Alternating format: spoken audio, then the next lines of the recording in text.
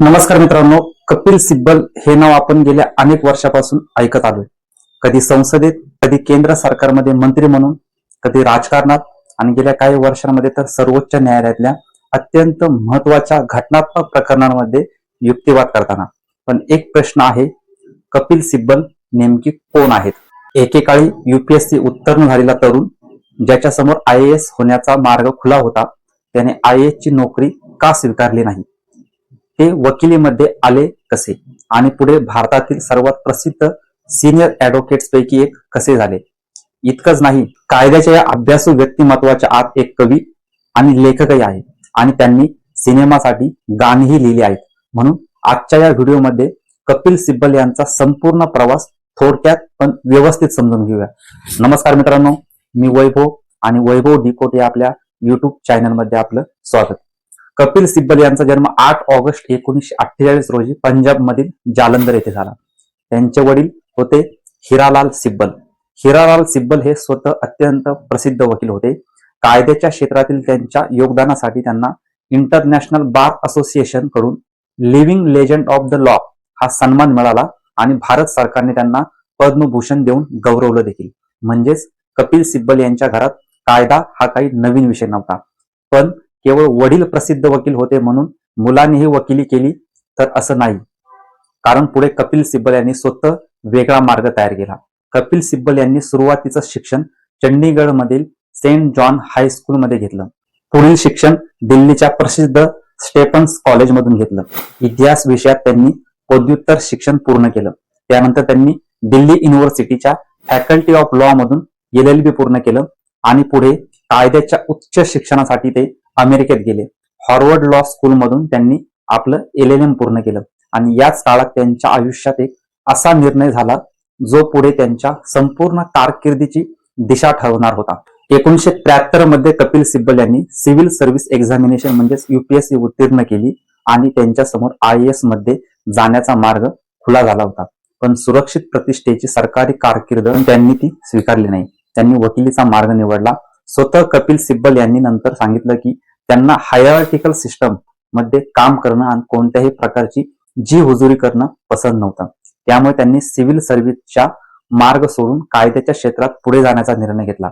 आणि हा निर्णय किती मोठा होता हे आज त्यांच्या कारकिर्दीकडे पाहिल्यावर आपल्याला समजतं. कारण त्यांनी केवळ वकिली केली नाही तर भारतीय न्याय व्यवस्थेतील एक मोठं नाव बनवलं. कपिल सिब्बल यांनी 1972 मध्ये बार मध्ये प्रवेश केला.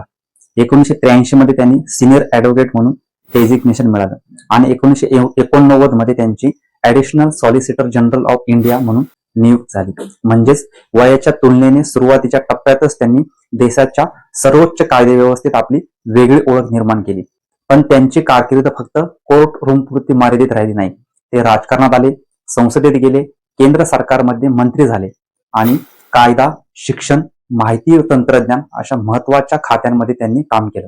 पण आज त्यांचं नाव घेतलं की सर्वोच्च न्यायालयातील युक्तिवाद सर्वात आधी आठवतो. एक अत्यंत गाजलेलं प्रकरण. कपिल सिब्बल यांच्या कायदेशीर कारकिर्दीतील एक महत्वाचा टप्पा म्हणजे जस्टिस व्ही रामास्वामी यांच्या इम्पीचमेंट म्हणजेच या न्यायाधीशांवर महाभियोग आणला गेला होता. 1993 मध्ये त्यांनी संसदेत जवळपास 6.5 तास युक्तिवाद करून व्ही रामास्वामी यांचा बचाव केला. हे प्रकरण भारतीय न्यायव्यवस्थेच्या इतिहासातील अत्यंत महत्वाच्या घटनांपैकी एक मानलं जातं. कारण इथे प्रश्न फक्त एका व्यक्तीचा नव्हता तर न्यायपालिका, संसद, घटनात्मक संस्थांच्या परस्पर संबंधांचाही होता. आणि अशा अत्यंत संवेदनशील प्रकरणात कपिल सिब्बल यांनी केलेला प्रदीर्घ कायदेशीर युक्तिवाद त्यांच्या अभ्यासाची आणि कोर्ट रूम मधील तयारीची झलक देतो. आता येऊया त्या प्रकरणाकडे ज्यामुळे महाराष्ट्रातील सामान्य माणसालाही कपिल सिब्बल हे नाव पुन्हा पुन्हा ऐकायला मिळालं. उद्धव ठाकरे विरुद्ध एकनाथ शिंदे. पक्षाचं चिन्ह, आमदारांची अपात्रता, राज्यपालांची भूमिका, विधानसभा अध्यक्षांची भूमिका आणि सर्वात महत्वाचं 10th शेड्यूल आणि अँटी डिफेक्शन लॉ. हे प्रकरण केवळ महाराष्ट्राच्या राजकारणापुरतं मर्यादित नव्हतं. यामध्ये भारतीय लोकशाहीच्या रचनेची संबंधित अशी अनेक घटनात्मक प्रश्न उपस्थित झाले. उद्धव ठाकरे गटाच्या वतीनं सिनियर ऍडव्होकेट कपिल सिब्बल यांनी सर्वोच्च न्यायालयात जोरदार बाजू मांडली. त्यांचा मूलभूत प्रश्न होता, जर एखाद्या पक्षातून मोठ्या संख्येने आमदार बाहेर पडले तर केवळ संख्याबळाच्या आधारावर त्यांना मूळ पक्षावर दावा करता येईल का? सिब्बल यांनी असा युक्तिवाद केला की 10वी अनुसूची ही पक्षांतराला आळा घालण्यासाठी आहे, पण जर त्याच व्यवस्थेचा वापर करून मोठ्या प्रमाणात पक्षांतराला संरक्षण मिळालं तर मग पक्षांतर विरोधी कायद्याचा उद्देशच काय उरतो? 2023 मध्ये सर्वोच्च न्यायालयात युक्तिवाद करताना त्यांनी नंबर्स अँड पॉलिटिकल अफिलिएशन्स यामधील फरकावर जोर दिला. त्यांचा प्रसिद्ध प्रश्न होता, democracy is not a numbers, म्हणजे लोकशाहीचा अर्थ फक्त आकडे मोजणे नाहीये, तर घटनात्मक प्रक्रिया, प्रभावी ओळख, लोकशाहीचे मूल्य महत्वाचे आहेत. त्यांनी हे प्रकरण महाराष्ट्रापुरतं न ठेवता अशा प्रकारच्या घटनांचा परिणाम इतर राज्यांतील लोकशाही व्यवस्थेवरही होऊ शकतो असा मुद्दा मांडला.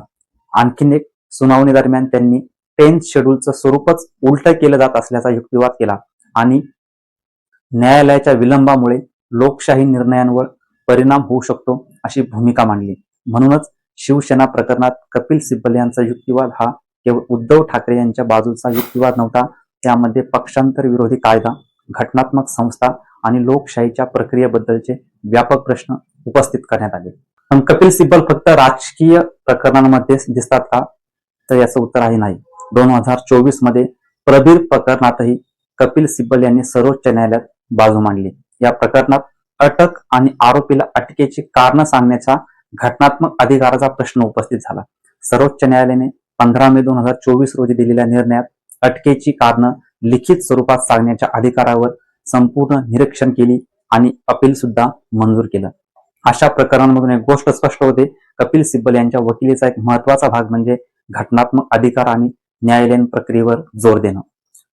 पण मित्रांनो, इथे कपिल सिब्बल यांची कहाणी अजून रंजक होते, कारण हा माणूस फक्त कायद्याची पुस्तकं वाचत नाही, हा माणूस कविता लिहितो. 2008 मध्ये त्यांचा कविता संग्रह प्रकाशित झाला, आय विटनेस, त्यानंतर माय वर्ल्ड विदिन आणि नंतर रिफ्लेक्शन ही त्यांचे कविता संग्रह प्रकाशित झाले.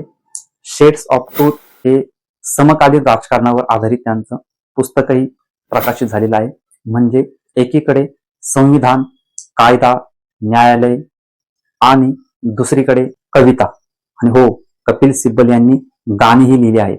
हा भाग कदाचित अनेकांना माहीत नसेल. कपिल सिब्बल यांनी प्रसिद्ध संगीतकार AR रहमान यांच्या रौनक या प्रकल्पासाठी लिरिक्स लिहिले. या प्रकल्पात लता मंगेशकर आणि AR रहमान यांसारख्या कलाकारांनीही सहभाग घेतला होता.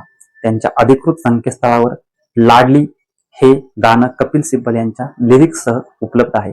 इतकंच नाही, 2016 मध्ये आलेल्या शोरगुल या हिंदी चित्रपटासाठी त्यांनी गाणी देखील लिहिली आहे. म्हणजे ज्याचा दिवस न्यायालयात संविधानाच्या कलमांवर युक्तिवाद करण्यात जातो, तोच माणूस रात्री कविता लिहू शकतो आणि सिनेमासाठी गाणंही लिहू शकतो. आणि आता सगळ्यात प्रेरणादायी भाग, कपिल सिब्बल यांचा जन्म 1948 मध्ये झाला. आज ते 78 वर्षाचे आहेत. पण एवढ्या वयातही त्यांची सार्वजनिक आणि कायदेशीर क्षेत्रातील सक्रियता लक्ष वेधून घेते. 2024 मध्ये ते पुन्हा एकदा सुप्रीम कोर्ट बार असोसिएशनचे प्रेसिडेंट म्हणून निवडून आले. म्हणजेच वकिलीच्या क्षेत्रात 5 दशकांहून अधिक काळ घालवल्यानंतरही अजूनही कोर्टरूम मध्ये उभं राहून युक्तिवाद करण्याची ऊर्जा त्यांच्यात आहे. आणि कपिल सिब्बल यांच्याबद्दल तुमचं राजकीय मत काही असू शकतं. तुम्ही त्यांच्या राजकारणाशी सहमत असाल किंवा नसाल, पण त्यांच्या कारकिर्दीकडे एक वकील म्हणून पाहिलं तर एक गोष्ट नक्की दिसते. एका व्यक्तीने IAS ची संधी सोडली, वकिली निवडली, सिनियर ॲडव्होकेट झाला, भारताचा ॲडिशनल सॉलिसिटर जनरल म्हणून पद भूषवलं, केंद्र सरकारमध्ये मंत्री झाले, संसदेचे काम केलं, सर्वोच्च न्यायालयात देशातील महत्वाच्या घटनात्मक प्रश्नांवर युक्तिवाद केला, कविता लिहिल्या, पुस्तकं लिहिली, सिनेमासाठी गाणी देखील लिहिली आणि आज वयाच्या 78व्या वर्षी कायद्याच्या क्षेत्रात सक्रिय आहे. म्हणूनच कपिल सिब्बल यांचा प्रवास केवळ एक राजकारण्याचा किंवा एका वकिलाचा प्रवास नाही, तो एका अशा व्यक्तीचा प्रवास आहे ज्याने आयुष्यभर वेगवेगळ्या क्षेत्रात स्वतःची ओळख निर्माण केली. आणि कदाचित म्हणूनच आजही जेव्हा सर्वोच्च न्यायालयात एखादं मोठं घटनात्मक प्रकरण सुरू होतं आणि कपिल सिब्बल उभे राहतात, तेव्हा कोर्टरूम मध्ये एक गोष्ट नक्की जाणवते, वय वाढलं असेल पण अभ्यासाची धार अजूनही तशीच आहे.